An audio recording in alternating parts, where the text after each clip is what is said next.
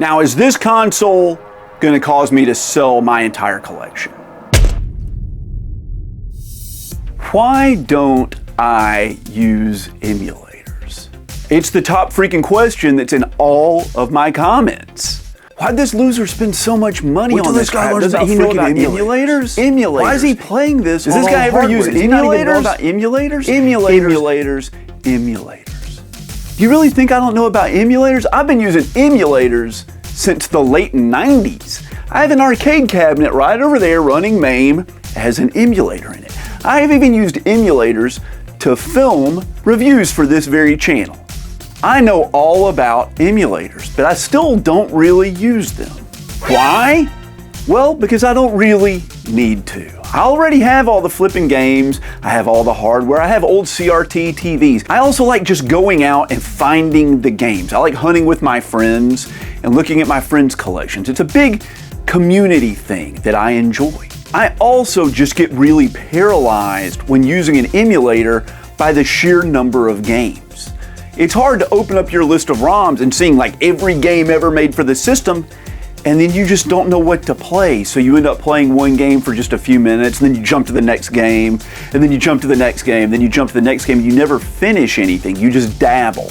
And I don't like that. When you have a physical game in your hand that you've spent money on, well, it makes you more incentivized to actually sit down and play through it because you have value in that game. Also, to me, emulators just don't play right or feel right usually. There's usually input delay, or there's like graphical issues, or sometimes there's sound issues.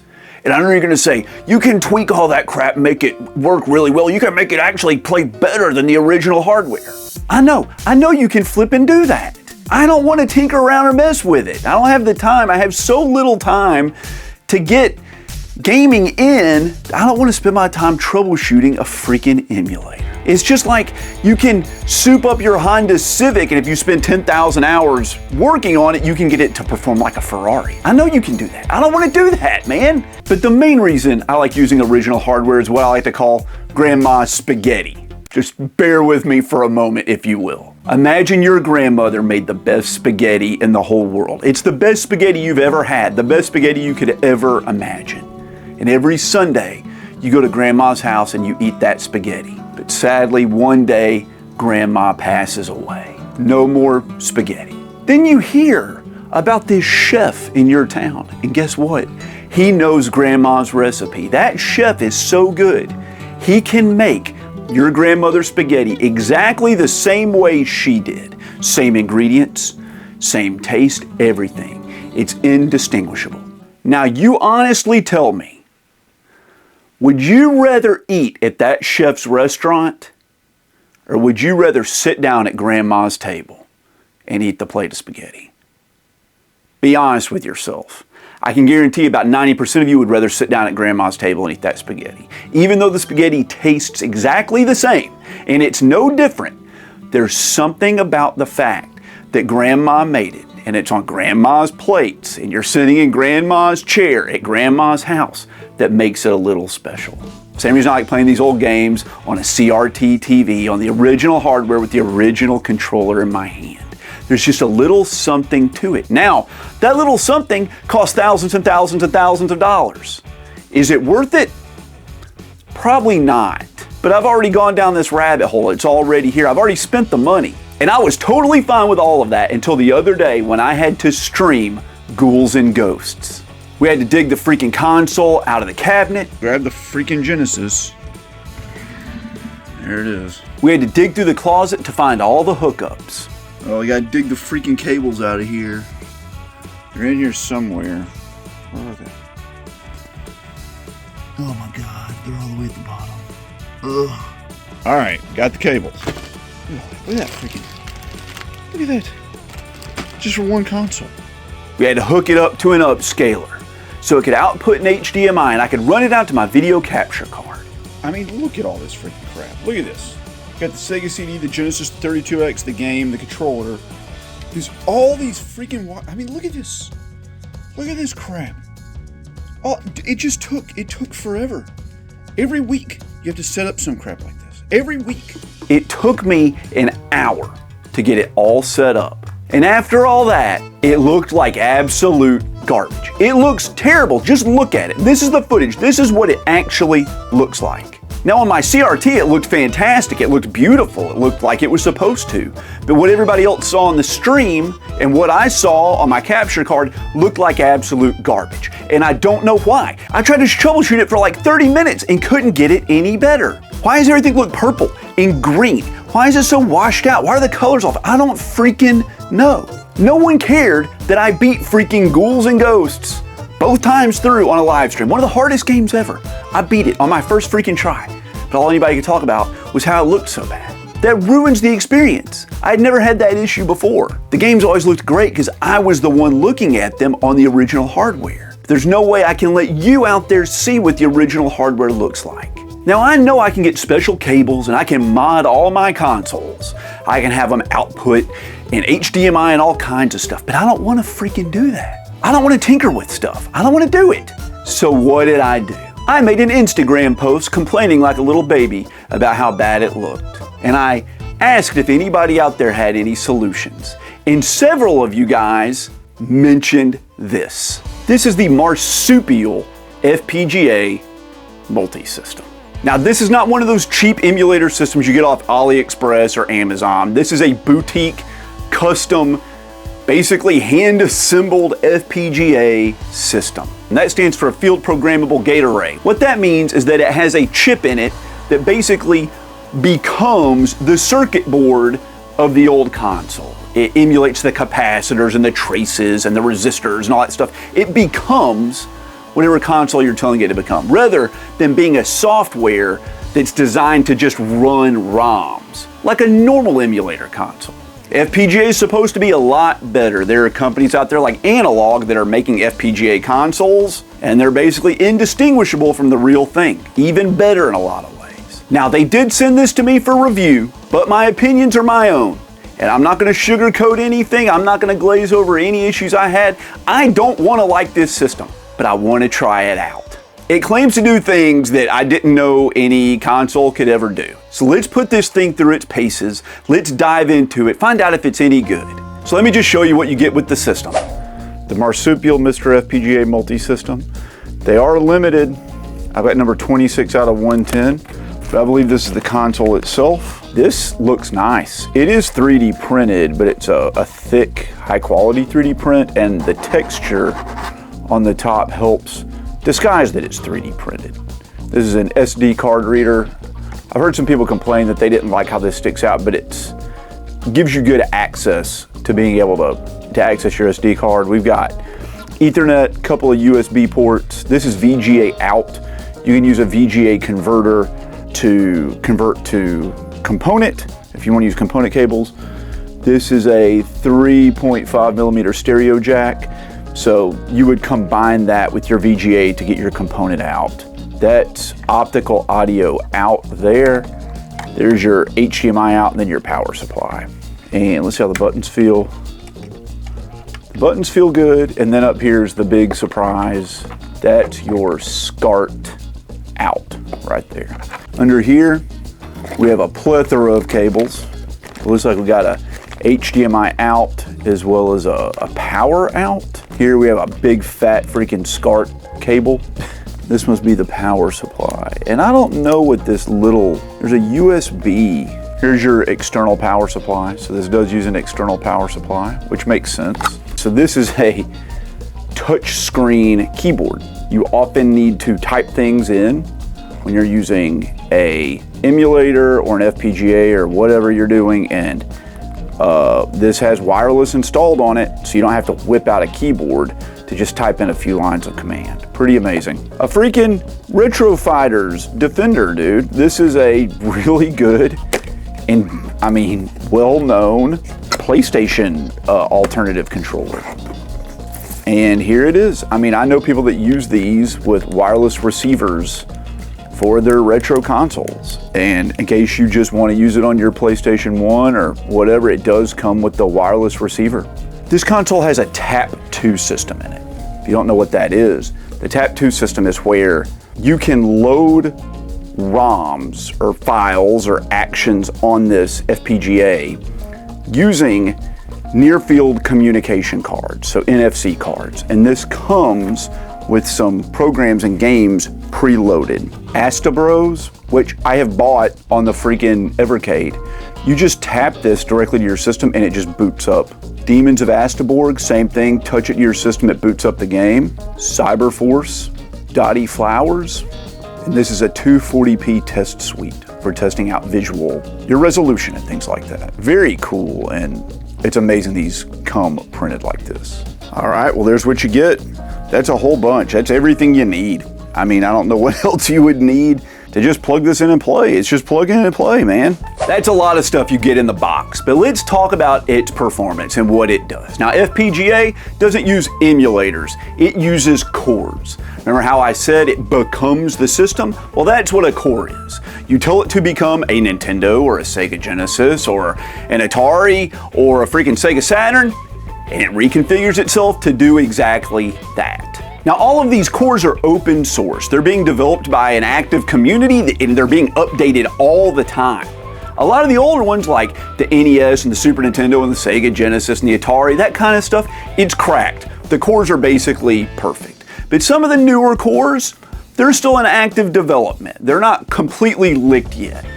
Not yet, but hopefully they will be. So let's try them out. Let's try out some of the cores. Let's give it a shot. And I'm not gonna pick a bunch of games that are obviously gonna work, really common stuff, the stuff that gets fixed first. I'm not gonna pick freaking Mario Kart 64, of course it's gonna work. I'm gonna pick the rare and obscure and weird stuff, the stuff most likely to break the system. Let's see if we can put this thing through its freaking paces and see what it can actually do. First, let's try freaking Ghouls and Ghosts, the game that looked so bad that I live streamed. Here it is on real hardware, looking absolutely god-awful, just terrible, green, purple, I don't know why it looks like this. And here it is running on this system. It looks awesome. On a CRT, it looks absolutely perfect. It looks good on the computer monitor. I mean, it looks exactly like it should look, and it plays extremely well. Now, this is Ghouls and Ghosts, one of the hardest games ever, and if it had input delay or it didn't play right, it would be very, very easy to tell. But I couldn't freaking tell. I couldn't tell the difference between it and the original hardware at all. Just, it played perfectly. Let's try out like a $3,000 Nintendo game. Let's do Little Samson. Here it is. Here's the almost top of the list Holy Grail game on the original NES, a late release, a hard impossible game to find, a game I'm kind of familiar with. It plays perfectly, it looks just like it's supposed to. I can't fault it. Like I said, it's just like the real hardware. And here's freaking Popful Mail, a rare game on the Sega CD. The Sega CD, the console that I have more issues with than any other trying to get a good picture when I capture gameplay footage. It runs flawlessly here. And this game is known for having audio issues and tons of stuttering on almost every emulator I have ever seen. And I have tried to play this on a Raspberry Pi. I've tried it on a freaking computer. I have tried it on a console that I got off of Amazon. It did not play well. But on this emulator, on the Marsiupial that I'm covering right here, it plays so smoothly that it's hard to believe this is a freaking Sega CD title. It plays great. Now, the Sega Saturn is notorious for being difficult to emulate. I've been trying it for 20 freaking years and I've never really gotten it to work. It's weird hardware. It has a bunch of different chips that communicate with each other and it's hard to emulate that and get it to work. So, if anything's gonna freaking screw up on this, let's try some Sega Saturn stuff. This is Daytona, USA, and it is notorious for screwing up when you try to emulate it. It has a bunch of weird graphics. It doesn't really have different size sprites. It's like rescaling the sprites as you drive by to make them look like closer and further away, and emulators don't like that. I've tried emulating this, like I said, for 20 years. I've never really gotten it to work, and guess what? It's absolutely perfect. I cannot tell the difference between this and the real thing. I can't feel any differences when I'm playing it. It's just running. Like I said, if you didn't know that this was an FPGA system, you would think it was real hardware. Here's freaking Kingdom Grand Prix. This is an obscure Japanese Sega shoot 'em up combined with a racing game. No one plays this game. No one plays it, and no one is gonna go out of their way to test its compatibility, but it just runs on this. It runs totally fine. Better than fine. It's perfect. It's exactly like it's supposed to be. Let's move over and try the freaking PS1, and let's pick a game that's notorious for causing people all kinds of issues, even on the original hardware. It's a game nobody talks about. It's a game nobody cares about. It's really super weird. It's LSD Dream Emulator. It's absolutely a freaking weird and bonkers game. It's just a walking simulator where you walk around and things go crazy. It just looks weird, right? You're tripping out on LSD. That's what the thing is. That's what the game is. It's a physical representation of walking around on LSD, and it has a bunch of crazy effects, a bunch of huge polygons that the PlayStation 1's struggling to put on the screen, but it runs perfectly here. So everything I threw at the system worked flawlessly. No problems at all until I got to the N64. I tried to boot up Conker's Bad Fur Day. I couldn't get it to load. I tried Mario 64. It loaded, but it was a little iffy. It got a little framey at times. This isn't really the system's fault. This is beyond the limits of the FPGA hardware that's in this unit. It just hasn't been developed that far yet. It's not powerful enough to form itself into an N64. Now, Analog has just announced an N64 FPGA console. It's a standalone console. It costs $250 just to play N64 games. And if you make a proprietary chip to do that, you can totally do that. But asking a console to do that and everything else is a tall order right now. So this is the cutoff for it. Everything up to the N64 works almost flawlessly. I mean, I didn't encounter any issues in like the 50 or 60 games I tested. But it's not going to be emulating Dreamcast or PlayStation 2 or Xbox or GameCube or freaking Xbox 360. That's out of the question. So that's good to know. We know where we stand. We know what this thing can do. Now, I said everything played on this great up to the N64, right? But how do you know, right? It's just like it felt like it played exactly like it was supposed to. Let's do an objective test. The number one thing that drives me away from emulators is freaking input delay. Nobody talks about input delay. That's how much time is between when you press a button on the controller and that thing appears to you on the screen. If you're using a wireless controller, it has to be transmitted wirelessly. It has to be interpreted by the system. The system has to process the input. Then it has to output it. A lot of times it has to convert it to HDMI. Then it goes to your TV, and your TV has to process the signal. And then after all that, you see it on the screen. And they measure that in frames of delay. For example, an enemy appears and shoots you, and the bullet hits you and kills you before you even see it. So a lot of these old emulators make a lot of these arcade games and early games unplayable. So how does the Mister hold up to that? Well, the first thing we need to test is the freaking controller input. I'm trying to press a button right as that little marker moves over the designated spot. And I did 80 of these presses and averaged it together.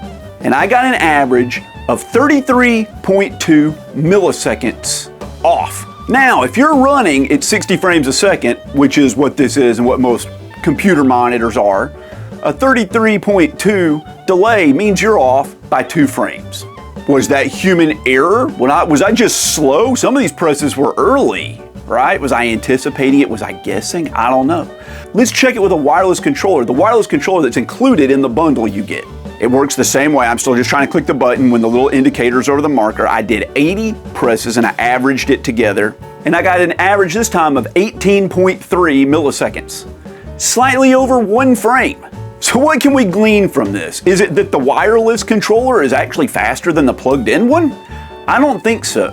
I think what the difference is that I did the wireless second and I was more warmed up and I was just able to perform better because I'd already done 80 presses before that. But if you delve into the individual presses, it tells us something important. I was regularly hitting the button within milliseconds in the single digits. In the final test, I was off by 1 millisecond twice. That's 1,000th of a second. You cannot do that if there is delay. I didn't just get lucky and happen to press 1/1000th of a second off the indicator. This tells us that there's not really any input delay from the controller. So just to be extra thorough, let's test a computer monitor and a CRT side by side. There's the button press right now. Right.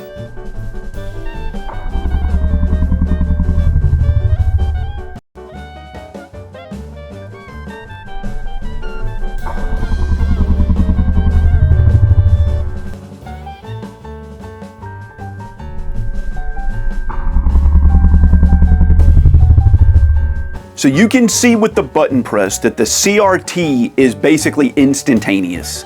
and the flat screen lags behind about 2 frames. Wireless or wired control, it didn't matter. I tested them both. They're exactly the same, which is impressive because I said wireless controllers usually have a delay, but they don't here. It works as well as the real hardware on the consoles before the N64. We know what it can do. Well, it outputs HDMI at 1080p, 60 frames per second. You can put filters on it and scan lines and all the crap you can do on emulators, all that sort of stuff.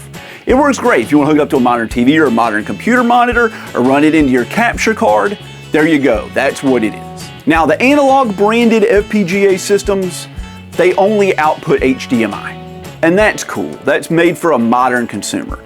But we just saw that there's a delay using a modern display, right? A top-of-the-line freaking 4K gaming monitor is 2 frames behind an old school CRT, and these old games are designed to be played on a CRT. You need those 2 frames to perform well.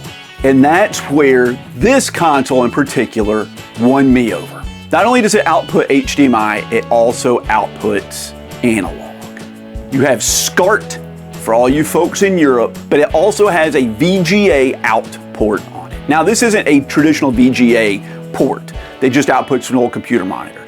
You can go into the settings on the system and change it to output whatever you want. You can have it do component, composite, RF, S-video. It will send that signal through that VGA port for whatever display you want to run it to. All you need is the adapter from a VGA port to whatever you're hooking up to. It outputs every signal I've ever heard of, but it can do them simultaneously. That's it.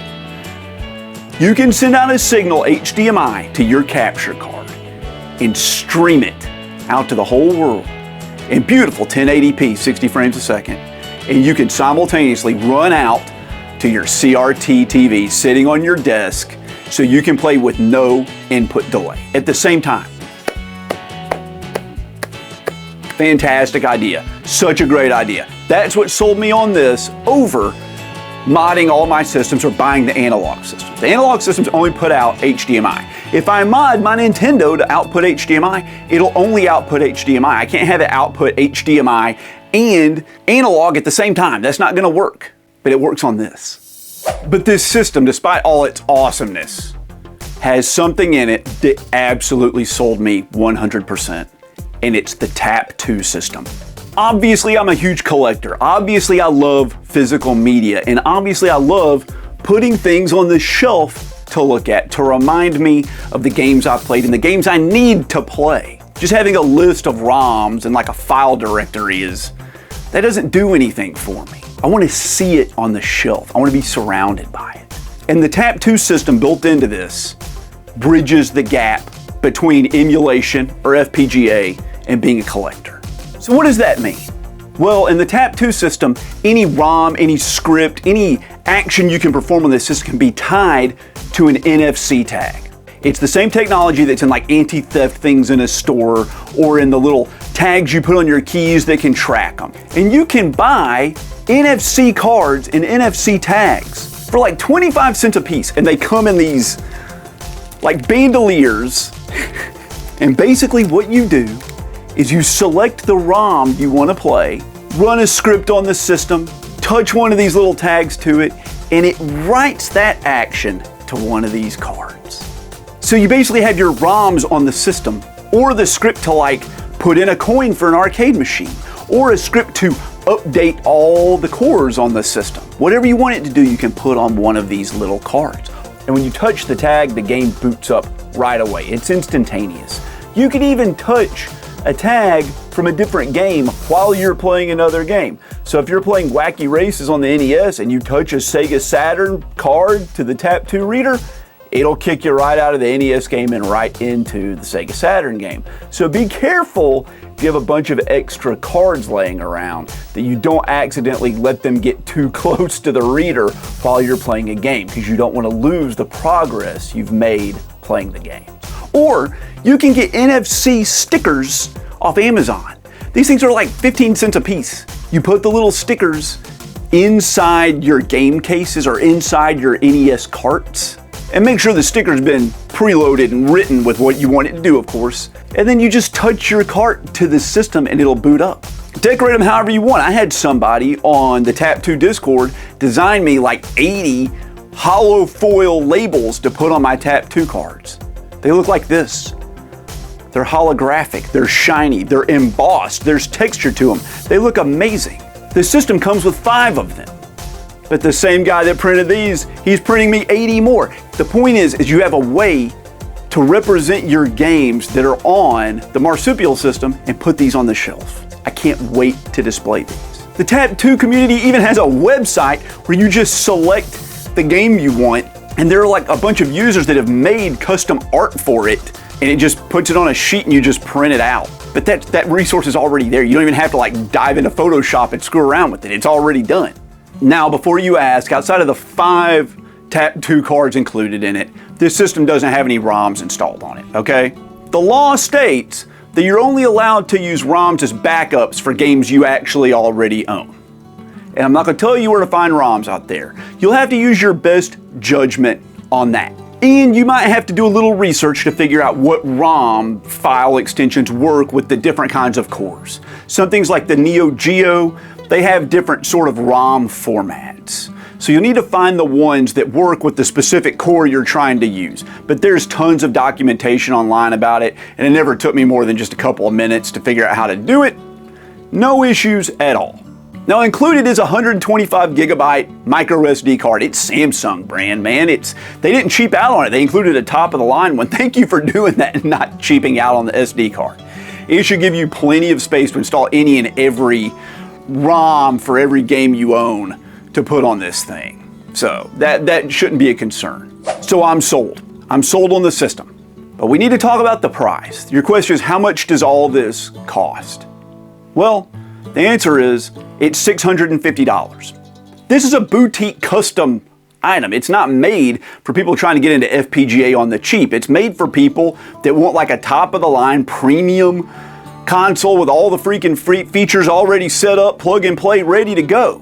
And $650 is a lot of money. But when you break it all down, it's actually not that bad. As a matter of fact, I did break it all down for you. Now this thing uses the D10 Nano FPGA core. Those like range in different prices based on scarcity and how many are in stock and things. And you can buy a little FPGA basic kit off a lot of websites for like $300 to $500, sometimes $250, based on what add-ons and extra boards you want to put on there and if it has a case or not and a power supply and all that sort of crap. But this system already has all the add-ons you'd ever want already built into it. So let's add those up. It comes with the wireless Retro Fighters controller and receiver, which is like 50 bucks. It has the wireless keyboard included with it, which is like $25, and you'll need that to sometimes change files or key bindings or open up certain options and things like that. The freaking premium 128 gig SD card from Samsung's like 25 bucks. The sick 3D printed case that looks like an old Neo Geo AES console that it comes fitted with. I mean, you can get 3D printed custom cases for your FPGA consoles. They range from like 50 to 80 bucks, but none of them look as cool as this that I've ever seen. This is the best one I've seen. And they go for like 50 to 150. I've seen some really nice ones that are still not as nice as this, go for like 150. But let's just go with the cheap end. Let's say $50. The Tapto system is 40 bucks if you want to add that to a console or get you an NFC reader. You might be able to find some cheaper ones somewhere, but the Tapto in particular is 40. And the 5 included games, I mean, I don't know. I just literally paid $25 for the Demons of Astaborg and Astabros pack for the freaking Evercade console. So we'll just say $25 because I literally spent that like a month ago for the games that were included on this, just 2 of the games. If you were to buy the individual components of this to get the quality that's here, it'd be $510. That's a $140 markup, have it all put together and organized and configured. And I'm sure there's all kinds of other things like the little SD card reader and all. I mean, there's so much. 140 bucks for that premium? I'll pay it, brother. It would take me months to get this working on my own. So $650 to me is a bargain. That is a steal. And it would cost literally thousands of dollars for me to modify all of my consoles and buy the cables to get them to freaking output HDMI so I can get good streaming quality with them. and then they still wouldn't be able to output analog at the same time? Now, is this console going to cause me to sell my entire collection? No, it's not, because it can't emulate the new stuff, and probably half the stuff down here is from like the PlayStation 2 and newer. So those have to stay around. But for that old stuff, the freaking Sega Genesis and the NES and all that sort of stuff, I don't know that I'm going to sell it, but I don't think I'm going to be buying much more of it, to tell you the truth. This kind of like the fact that I can just pop a ROM on it and make a sweet looking NFC card to represent some $1,000 game, that kind of like throws a whole wrench into that old collecting thing. And I have to say, if this was around 20 years ago when I started collecting, I would not have bought any of the old stuff. So the title wasn't clickbait. It was honest.